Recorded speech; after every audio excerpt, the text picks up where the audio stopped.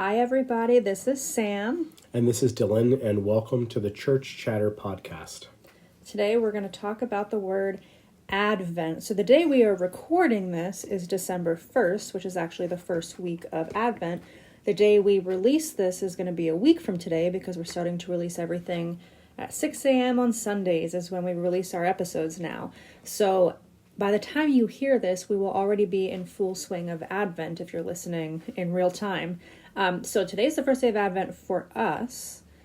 It's kind of like time traveling. It's actually weird to talk to people. It's like we're talking to them in the future and we're in their past. But we're going to talk about the word Advent. Let's just jump into it. So Advent is a season in the church leading up to Christmas, simply put. And I'm sure Dillon will talk about that eventually and really what the season of Advent is specifically throughout history and now. But Advent is a season within the liturgical calendar. It's actually the first season. It is.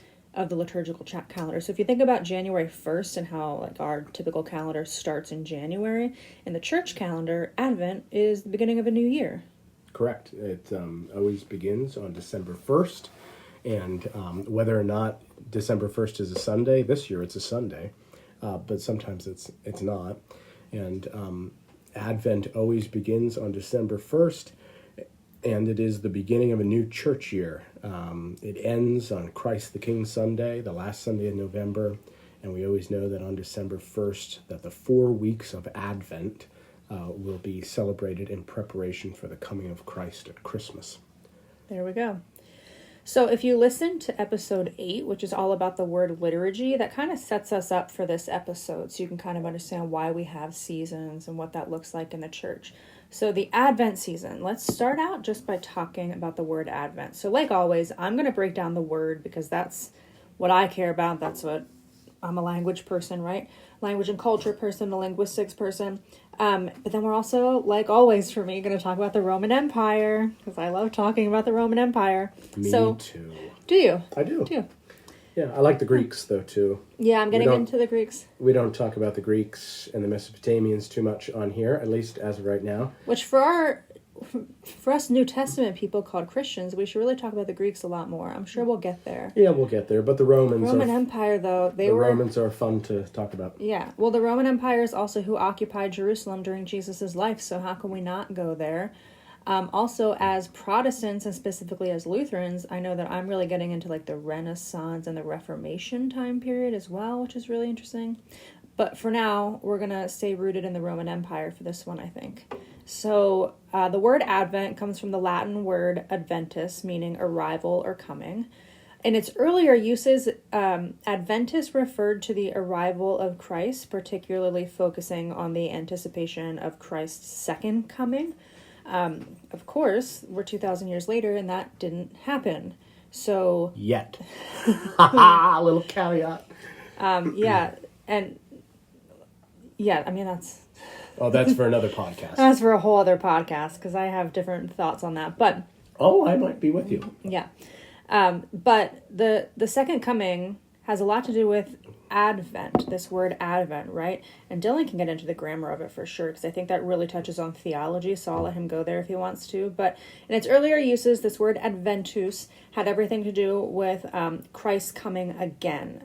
And I'm just going to drop this in there. Notice, and even in the Bible, Christ is going to come again. Not Jesus, Christ. And people could really argue with me on that, but I think it's very important for my theology. The writers of biblical texts were very intentional in certain places when they used the word Christ, Christos, and when they used the word Jesus and referred to Jesus of Nazareth. And there's for sure overlap in those identities, but there's also some separation. Anyway, we're getting into 10 different episodes. Yeah. No, well, yes, but are you going to explain the parallels between the Greek and the Latin of Adventus? Or so no? You can. All I was going to say is, no, go ahead and do that now. That's good. All right, so what I would like to remind everybody is, the difference between Christ and Jesus the Christ and Jesus Christ, all of those things. We have an episode about Christ, one of our first ones. Yeah, I think episode 2, our very first word that we did, that you would be able to think about. But I just would like to remind everyone that one of the first post, meaning after visions and experiences of the risen Christ is from St. Paul, and it was a vision. It was a vision that St. Paul saw the risen Christ in a vision, and it was a blinding light.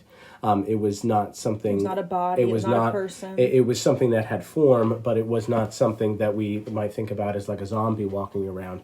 I don't want to get into that because this is not that, but I just want to let you know that one of the first post-resurrection visions, experiences was indeed a vision by St. Paul that was a little bit different than what we might think of today. Anyways, right. Let me get to this. So Samantha told you. Hold yes. on, wait. Oh, what are you thinking? So I just want to really make the point. It's very simple, but I want to start here. So this word Advent comes from the Latin adventus, meaning arrival or coming, and it used to be referred to as waiting for the arrival of Christ or a second coming. But of course, right after Jesus died, people were waiting for this second coming, for Jesus to come back, for Christ to come back. Even the whole Christ identity wasn't quite formed yet in these early centuries. So they were waiting, and then it didn't happen. And then the people who experienced Jesus, their kids and grandkids and great-grandkids were still waiting, and it didn't happen. So this Advent kind of took on some new meaning, and that can be unpacked. I mean, it has been unpacked for many years on this podcast of how that happened. But essentially, today in church world, Advent, the season of Advent points to the season of waiting for the arrival of Jesus's birth. So Jesus coming the first time. So, right. Yeah. Right. Yeah. So I want to give a little context just with the Roman Empire and how this came in. Do you want to say something before that? Are you not wanting to connect the Greek and the Latin? Yes, please. Okay, so just real quick, so we have the Latin word adventus or adventus, and this Latin word adventus, it has a direct connection in the Greek of the New Testament, in Paul's letters and epistles, and in some places in the four Gospels, specifically Matthew's Gospel. The Greek word, there's a Greek word that's connected to it, and the word is parousia. And the Greek word parousia means a continued presence or a coming. It's active. It's a coming. And so when St. Paul is talking about the coming of Christ or the second coming of Christ, it's a presence that is with us now, and it continues to come. So it's this coming, this Greek word parousia. But then when the Greek was translated into the Latin, you get adventus, and adventus is very different because it means a specific time in a specific place, in a moment of time. There is an arrival, right? So adventus means arrival, and when it's been translated from Latin into English, we see that Christ arrives, right?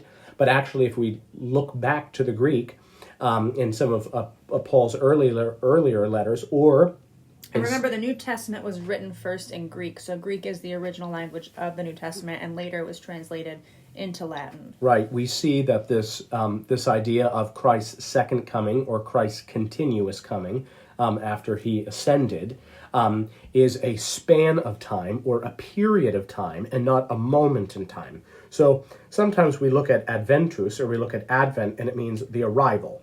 That is indeed true, but also a more historic understanding, a New Testament understanding of parousia, which is connected to adventus, is that Christ is coming a second time over and over and over and over. Christ's presence continues to come to us a second time, day in and day out. To translate that into our grammar, it's like saying Christ is not going to come, Christ is coming, right? Like if somebody says, I'm on my way, like it's this continual, I'm on my way.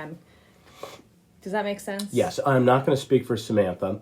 I'm speaking for myself here. There is still a concept, a teaching in the church and in the Nicene and Apostles' Creeds that at the end of time, whatever that means, whenever that is, whatever that will look like, that Christ will come again in glory to judge the living and the dead, and that God's kingdom will have no end. And so I personally affirm that.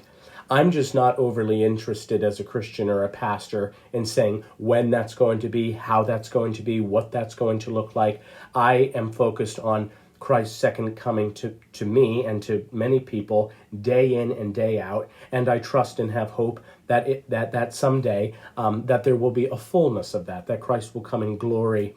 And so that's not saying that Christ won't come again in glory in the future. That's not what I'm saying, but it might all be a little more abstract than we expect, and we are all participating in this ongoing arrival. Very good. Let's move on. Okay, so Roman Empire. So, of course, my favorite thing to talk about is the Roman Empire. So let's go back in time to before Jesus of Nazareth was even born. If you listen to this part of history that I'm about to tell you, you should hear many, many echoes if you are familiar with church practices and the Christian story. So here it goes. In about the year 44 before Common Era, BCE, so we're talking about before the year 0, there was a man named Julius Caesar, and he was the emperor of Rome. So he died in the year 44 BCE. So this was about 40 years before Jesus was born? Yes, and he was killed and assassinated, remember? Yes, he was killed and assassinated, yes. Do you want to give details about that assassination? No, it gets a little bloody. Yes, as most of them do. You also have to remember whenever emperors died, I mean, this is a side tangent, but I think that side tangents are just part of the whole thing. It's important. When Roman emperors died, oftentimes their entire families were then murdered because there was a fight to power. Who's going to take over power next? So all this violence and everything, in some ways, the whole system was set up that emperors had to remain violent because violence kept you in power. And if you stayed in power, that means that your loved ones were taken care of. If you were dethroned for any reason, whether that's through death or because you lost control or whatever, everyone you loved, your spouse, your children, your siblings, if you had parents still living, all of them were murdered. So, yeah, it's all very gruesome. But, so Julius Caesar died in the year 44 BCE, so about 40 years before Jesus was born. And this is how the story goes, right? This is the historical story that we have. Julius Caesar died, and 12 witnesses say that they saw a comet appear in the sky. Augustus, who was Julius Caesar's son, said that this was Julius Caesar ascending to his right place among the gods in heaven. The phrase that became popular during this time was, "I saw the Son of God," right? Like bells should be going off right now. The Son of God, right? Julius Caesar died. 12 witnesses say they saw a comet appear in the sky. Augustus said, "Oh, that was Julius Caesar ascending to his right place among the gods," essentially naming Julius Caesar as a god. And the phrase that became popular was, "I saw the Son of God ascend to the right hand of God the Father." So you see, before Jesus was even born, you have this Son of God language. You have this right hand of the Father language. You see ascension, this comet, right? They're like, oh yeah, that's just the emperor, who's also God, ascending, right? So all of these things that we have in our Christian story already happened. So you can see that the people who told the Christian story, the people who are writing down and preserving the story of Jesus, whether we want to believe in it literally or not, is actually not really interesting to me anymore. I used to debate it all the time. Now I don't really care. Did Jesus literally ascend? I don't know. I don't care. The point is, people said that the Roman emperor ascended. So whenever you're walking around saying that Jesus ascended to the right hand of the God and Jesus is the Son of God, you're essentially saying Caesar's not in charge. That's much more attractive to me. That's much more appealing. And if you're a person that goes to church and you were in church today and you go to a church that recites or prays the Apostle or the Nicene Creed, you would have heard this language this morning. Mm-hmm. If you don't go to church, and that's all right, do a quick Google search of the Nicene or Apostles' Creed and you will see this identical language in the Christian creeds of the church. And you will see that basically exactly what Samantha just said.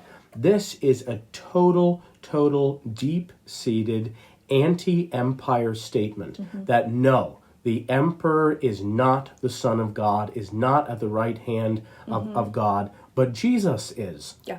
this new figure that God sent to make the world a better place. Yeah. That Jesus is there. Yeah. So let's just say that again. The phrase that became popular was, I saw the Son of God ascend to the right hand of God the Father. Just that one phrase has like so many parts of the Christian story in it. Also, another side note is that the right hand was a symbol of power in ancient Israel. So whenever you say the right hand of God, that's because that's the symbol of power, the right hand. So if Julius Caesar is God, then that makes Augustus the son of God.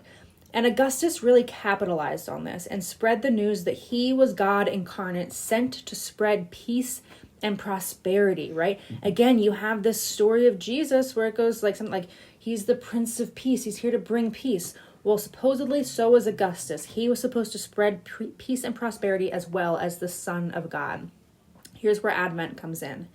Augustus even had a 12-day celebration to celebrate his arrival as God incarnate. And this 12-day celebration was called an Advent, an Adventus, right?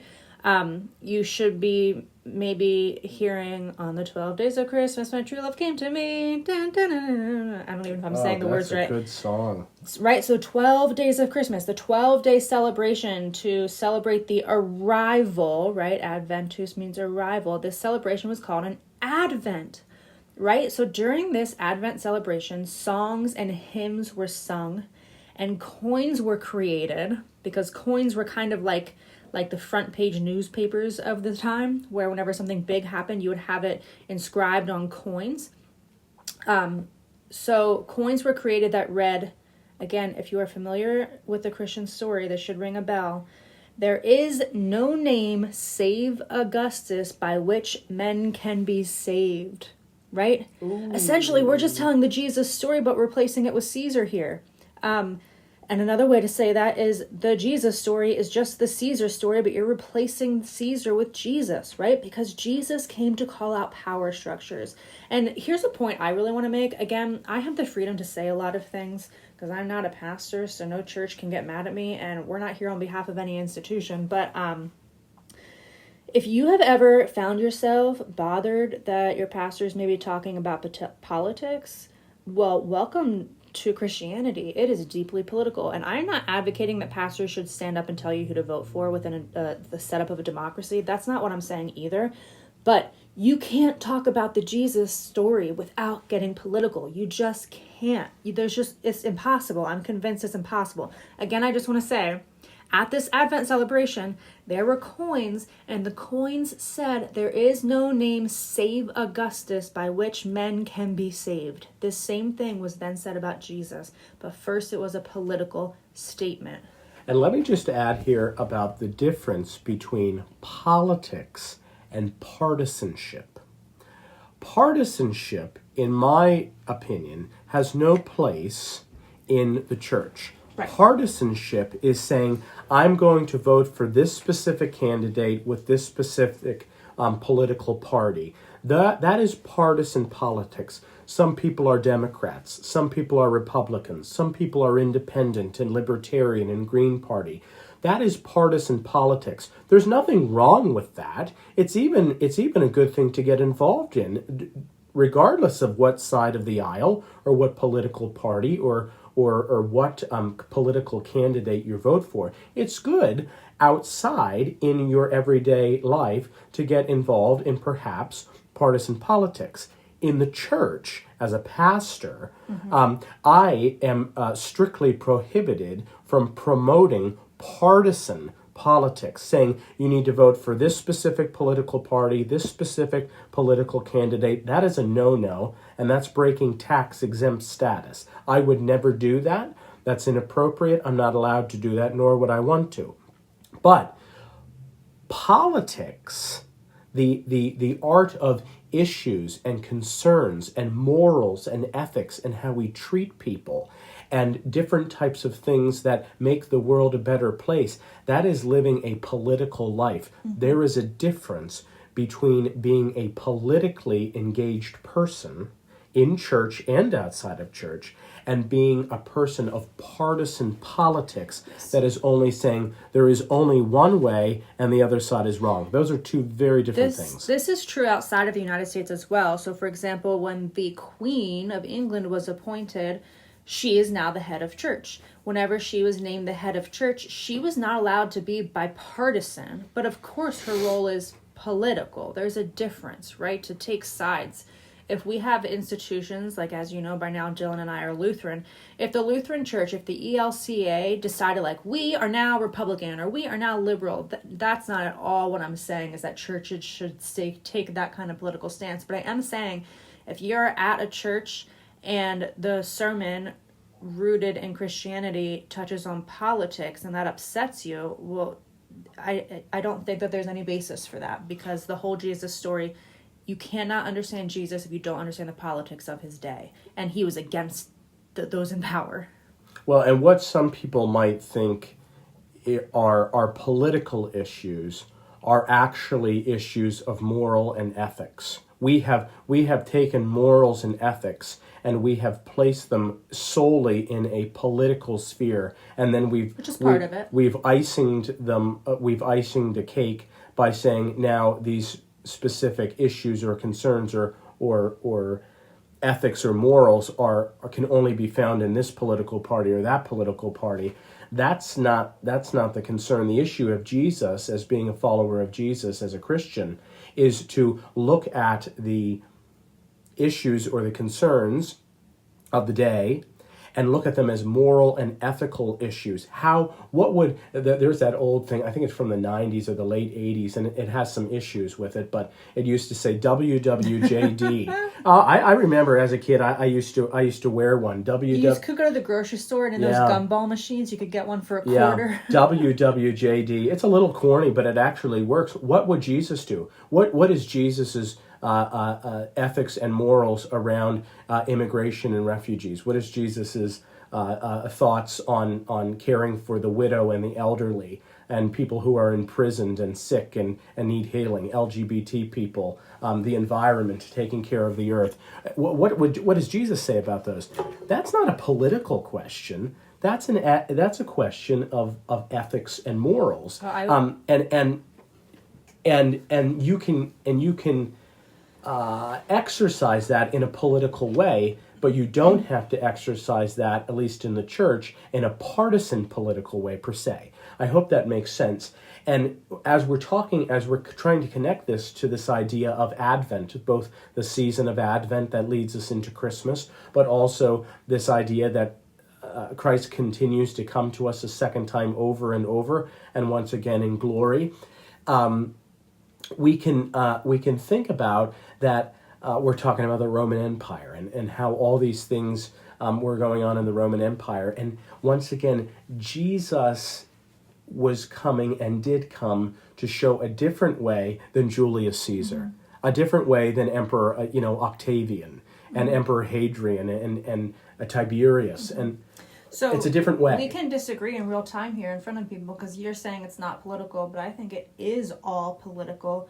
The word politics even it's rooted around like the way cities arrange themselves, so how a community arranges itself, which is very much what Jesus was talking about. No, yeah, I may have misspoke. I don't disagree with you. What I'm trying to say is I think people have said that when you're engaging in politics, those aren't questions of morals and ethics. And you're saying they are. And what I'm saying is, no, they are. Yeah. People have been thinking about them just in a political sense of the thing. Mm-hmm. But morals and ethics are political, are something that drive people's politics. Right. Sometimes partisan, sometimes not. Yeah. That's what I'm saying. Yeah. I'm not saying that you shouldn't be political. No, then we do agree. Yeah. Wow, that was a lot of that was a lot of banter. All of that is to say, Advent originally comes from practices of the Roman Empire. And let's even take this Advent and just this whole story surrounding Advent in the Roman Empire further and talk about its parallels between... sorry, Dylan has something on his eye. Got it. Thank you. there are some parallels between the Roman Empire's advent and the book of Revelation. Can you tell us still? Yeah, so the book of Revelation. Ooh. So yeah, and It's a hot topic. remember that it's not Revelations. I was just gonna say that. It's Revelation. There's only one. There's only one revelation that Christians believe in, and that's the coming of Jesus Christ, the incarnation at Christmas.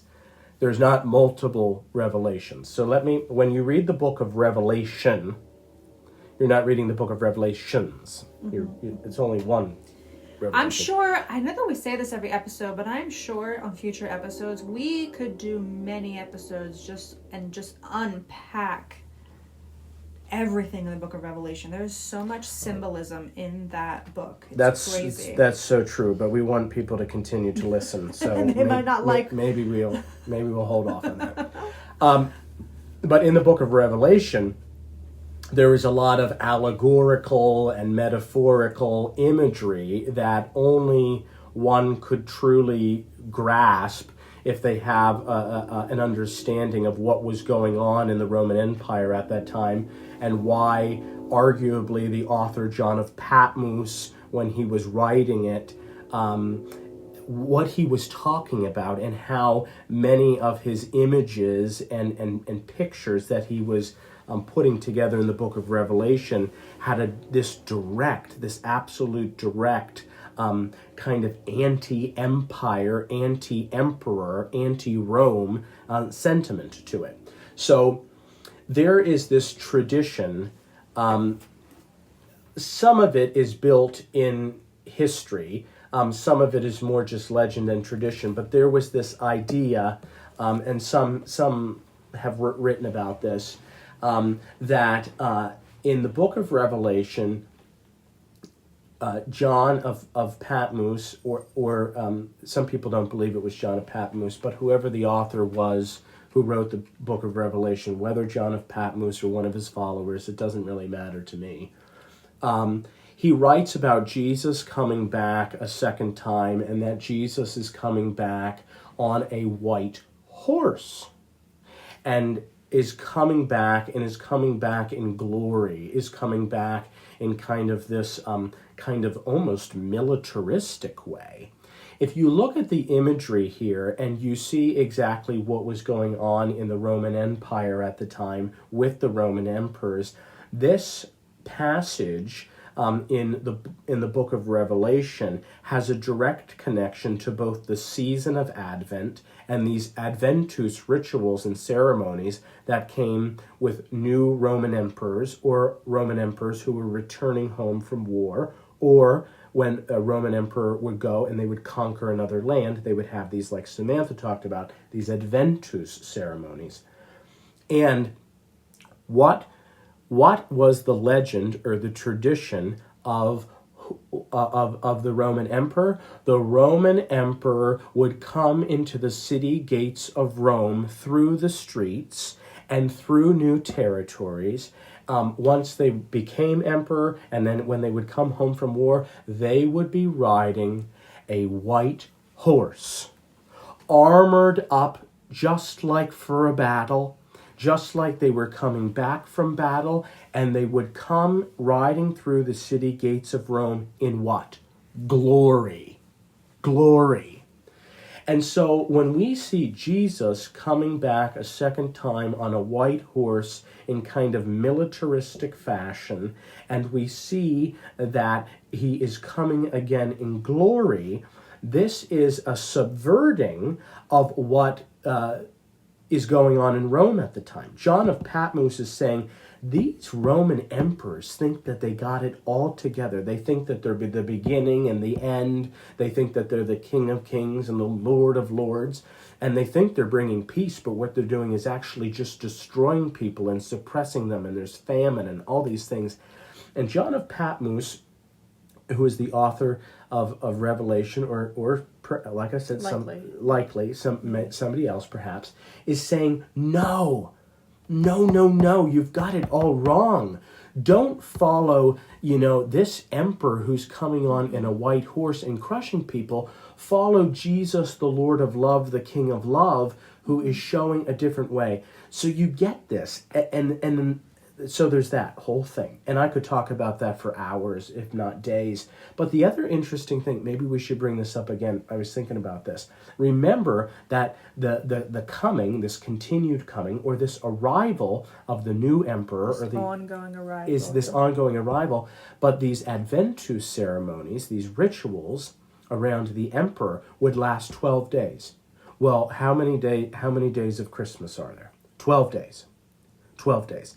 So once again, there's this connection between the horses with the Roman emperors. There's this connection between the Roman emperors had a 12-day festival. Can you tell us what those 12 days are quickly? Yes, and now we celebrate the 12 days of Christmas as a season of the church, and we celebrate it as Christ who comes to us. So if you are a Christian, you shouldn't be taking your Christmas tree and decorations down on January 1st Oh, or the Lord, day have after mercy. Christmas. Christmas Day is just the beginning, No. right? No, Christmas begins on Christmas Day, December 25th, right? And it ends on Epiphany, 12 days, which is on the eve of January 5th, which leads into Epiphany on January 6th. Okay, depending on how you time it, it's 12 to 13 days, depending on the area. But there's this tradition of the 12 days, and so when you celebrate Christmas on December 25th, Christmas has just begun. It's not over, right? So you go to your church service and you have your family dinner, and then on December 26th, Christmas is still going on. And the 27th and 28th and 29th and 30th, and even into the first week of January. So keep those Christmas trees up, keep those nativity scenes up, and really, really tie in that actually the Magi who brought gifts. That's actually not a part historically of the Christmas story, but it is its own thing. And so Epiphany in the church helps celebrate the coming of the Magi and the giving of gold, frankincense, and myrrh.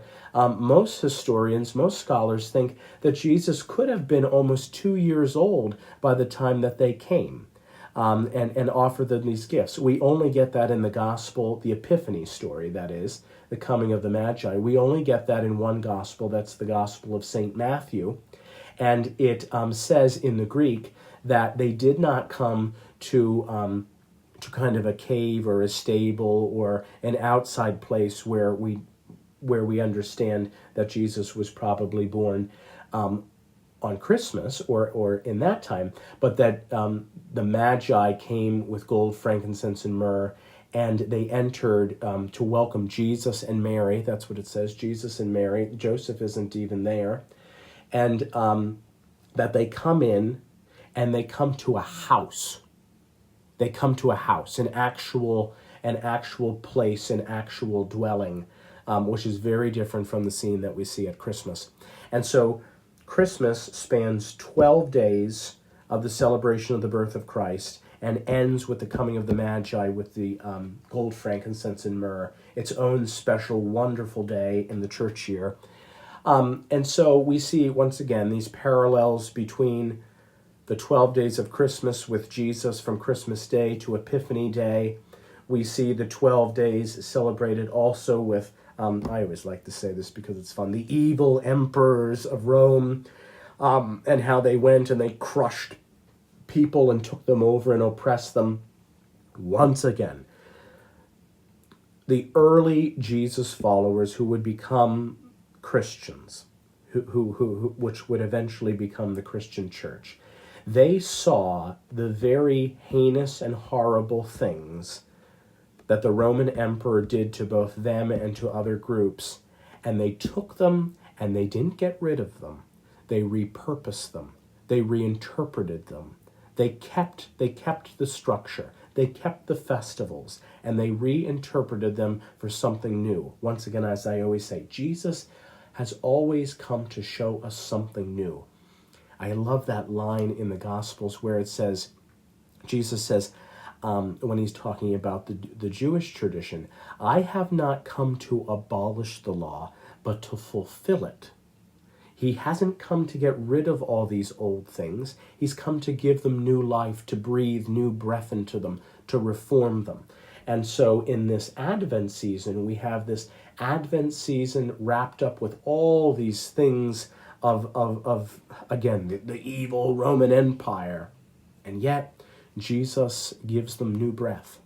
We see that in the 4 weeks that we celebrate Advent, and we see it in its in almost its completion when we get to the 12 days of Christmas. I feel like I've been talking forever here. Well, I have a lot to say. There's so much I want to say, but you're on a roll. So I want to go back to the Roman Empire, and I want to go back to Revelation. Of course you do. And I know that you might be thinking, like, Advent, why are you talking about Revelation so much? Because it's all pointing to the same thing. It's all connected. It's all connected, right.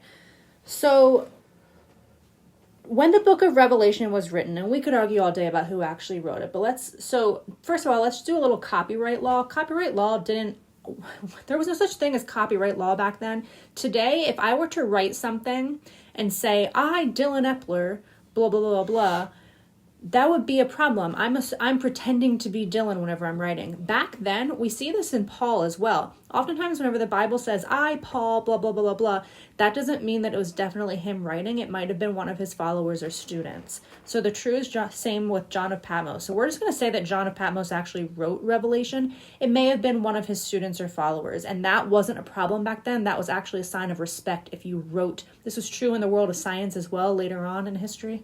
And this is fun. There's a fun word for this. If you were writing for your teacher who was giving you all this knowledge, you would not write your own name, like Samantha said, but you would write your teacher's name. I, Paul, I, John. And there's a fun word for this. It's called a pseudepigraphy. A pseudepigraphy.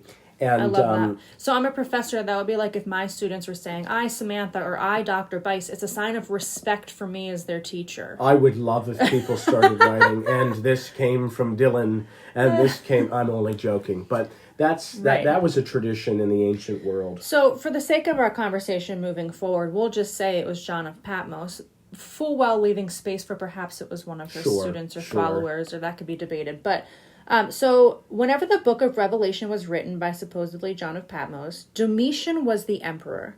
And people who were conquered by the Roman Empire, they were actually required to bow down in worship to the emperor Domitian. If they refused, they could not participate in commerce. They could not make money. They could not sell things. Essentially, their livelihood was taken from them. They were required, when Domitian moved through their region, to bow down and worship and give money, right? We could talk about tithing and the connections to tithing here. But the book of Revelation was written by someone who was in prison, and he had to write in a way that his community of Jesus followers would understand.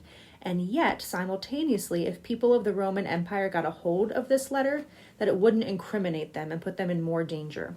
So the letter was written in a way that contained a lot of symbols that these people would understand, that these Jesus followers would understand, but the Roman Empire wouldn't. And if you are interested in this phenomenon, like I am obsessed with it. There's a book by James C. Scott called Domination and the Arts of Resistance, Hidden Transcripts. This is true throughout history. It's true of the book of Revelation. This is a letter that was sent out in the open, but it contains all of this language that those people being oppressed would understand, but oppressors would not. This kind of language, of the oppressed, it's true in prisons today. People in prisons have certain language that the guards will not understand. It's true of people who were enslaved throughout history, even in the United States. Enslaved people started speaking and using certain phrases and words and language and symbols that the enslavers did not understand, so that you can speak about the person who is oppressing you or the system that is oppressing you right in front of them. And that's what the book of Revelation is. Yeah, that's excellent. That's excellent. The book of Revelation was written by somebody who was in prison, and they had to write in this kind of symbolic way so they wouldn't incriminate and be found to be in danger. To read Revelation literally, in all aspects, is a huge problem. For example, it makes Christians see what is happening right now in the Middle East as necessary, as if the book of Revelation is a checklist of things that need to happen before Jesus comes back. And it risks us becoming complacent. And that is a problem with real world and political implications. That is a problem that leads to people dying very painful, unnecessary deaths. So I think that needs to be said. And Revelation is full of symbols that become clear, and this is why I'm saying this. It's related to Advent. This all becomes clear. The book of Revelation becomes clear when you understand the Roman Empire and the things they were doing and the practices that they had and the customs that they had. In fact, the entire Christian story comes into focus when you understand the Roman Empire's oppression. Jesus was around Jerusalem, right? Jews were supposed to have, and we could argue about that all day. I'm not making this claim, but Jews, the promised land, right? This whole thing, it was supposed to be the kingdom of God. It was supposed to be a new way for life for Jewish people. And then the Roman Empire comes and conquers. And now the Jewish people can't live in their way according to their commandments and with their God's rules because the Roman Empire came and took over. And Jesus was fighting against this because Jesus was a Jew who believed in the promised land and the potential of the promised land. And that was 2,000 years ago, but obviously we know what's happening in the promised land right now. And it's all a hot mess, but this is all very relevant. The Roman Empire makes the book of Revelation clear, but it also makes the Jesus story more clear. And Advent, which is what this whole episode is about, Advent is rooted in the Roman Empire. And now we have it in the Jesus story because the Jesus story can't exist without the Roman Empire. Wow, that was well I put. have feelings about it. That was well put. So I want to talk quickly about what this means for Christianity. So the word Advent is derived from the Latin word adventus, like we said, meaning coming or arrival. However, during Jesus's time and in the early church, Advent was less about the coming of something new and more about the end of something old and oppressive. Jesus coming and being the full indwelling of Christ or of God or of spirit, and we can get into theology of all that, but yes, that meant something new was coming to look forward to, but it also meant the end of the Roman Empire because Jesus was coming. That's what people needed to be saved from, was the Roman Empire. People were dying, they were oppressed, they were being sold into slavery because they couldn't afford their bills or their taxes because of triple taxation, which we talked about on an earlier episode, and all of this stuff. People needed to be saved, right? So when we say saved, literally they needed to be saved from the Roman Empire. Jesus of Nazareth, for a lot of people, was that savior. He came to speak out, right? So I think that's really important to talk about. So it wasn't just about the coming of something new, this Advent season. It's also about the end of something old and oppressive. So these were, first and foremost, political statements. Advent, the season of Advent, is a political statement. It's a political season. It's a bold way of saying, essentially, everything that we've talked about so far for the last 42 minutes. It's a way to say, we don't worship Domitian. We don't worship Caesar. We don't worship the Roman Empire anymore. Caesar is not God. Jesus is. We're following a new way. We don't bow down to oppressive power structures, but instead we bow down to Jesus. And that's what John of Patmos, who was writing Revelation, was trying to tell people in this letter, which we now call the book of Revelation. But in this letter to his community, he was trying to say, whatever you do, even if it costs you your life, don't bow down to Domitian. Don't bow down to empire. Jesus is who we worship. It's essentially a bold way to say, tomorrow is not going to be like today or yesterday or all the days before. Something new is coming. That's what Advent is. Yeah, Advent is indeed very hopeful. It's interesting. I got really heated there. Yeah, I was that excited. was excellent. This morning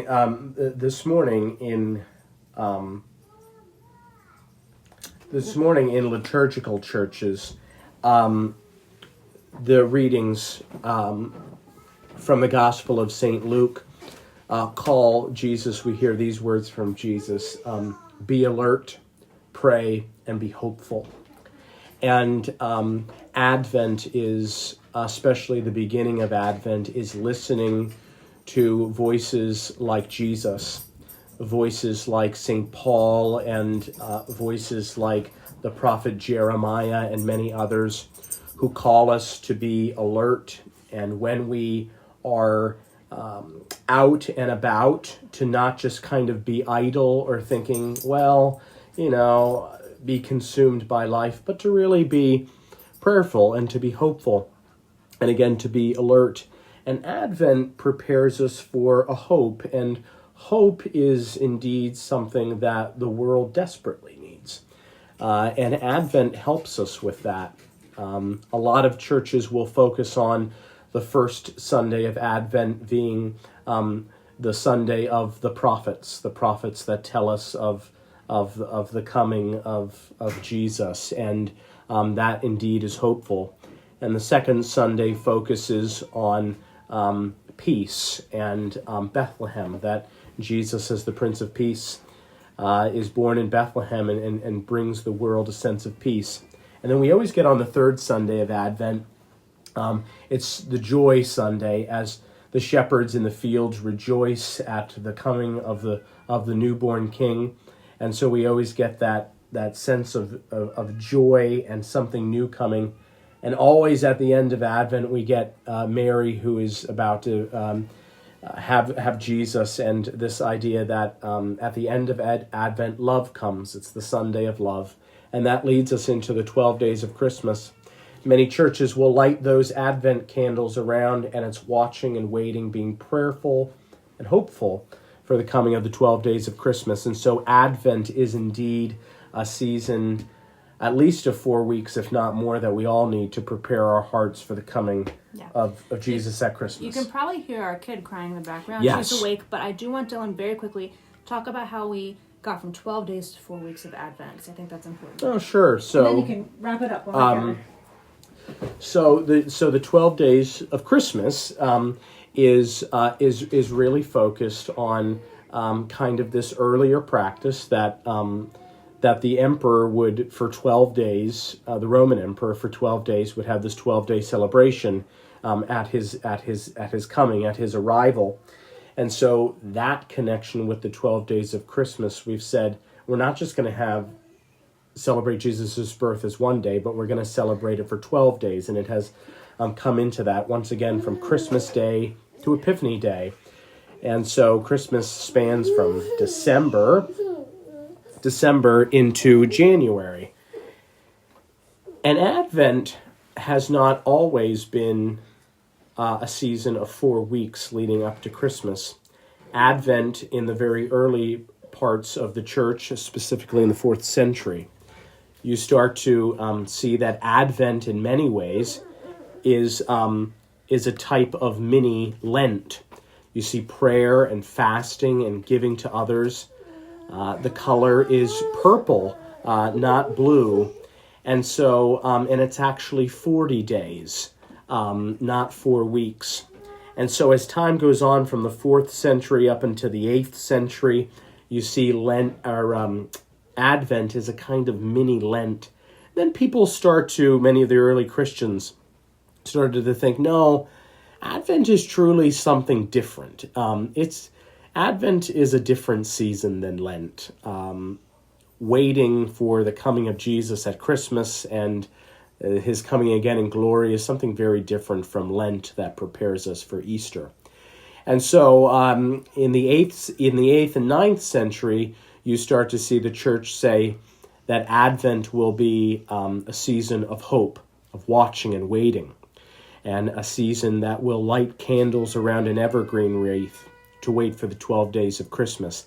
And you finally, in those centuries, in those later centuries, you get the 4 weeks of Advent. And that leads us up. And so, over time, it has changed. In the Lutheran tradition, the color is blue. The candles are blue. We always get that one rose-colored or pink-colored candle on the third Sunday of Advent that reminds us of the joy. It always is known as Gaudete Sunday, which is, Gaudete is the Latin for rejoice and be joyful. And so Advent is, once again, a time that leads us to the 12 days of Christmas. But don't just hope for Christmas. Think about hope, peace, joy, and love, and watch and wait to see how Jesus comes to us day in and day out, a second time, over and over and over again. And remember that many of these practices come from the Roman Empire, but Jesus breathes new life into them and helps us see these very old things in a very new way, reminding us that Jesus is the Lord of love, the King of love, that comes at Christmas. We hope you have a good week.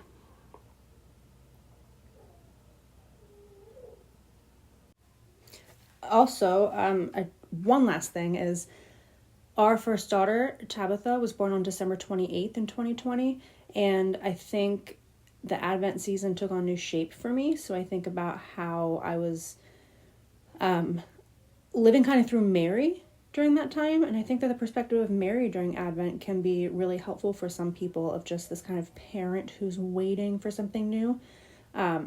She's one person who is very close to the Jesus story from the very beginning, this waiting for a new child, her child, just like anybody was waiting, but they were waiting from a distance and almost like after the fact, right, we're waiting. So I think that's really interesting. But yeah, like Dylan said, have a good week. Like always, follow us on Instagram at church_chatter_podcasts. Thanks.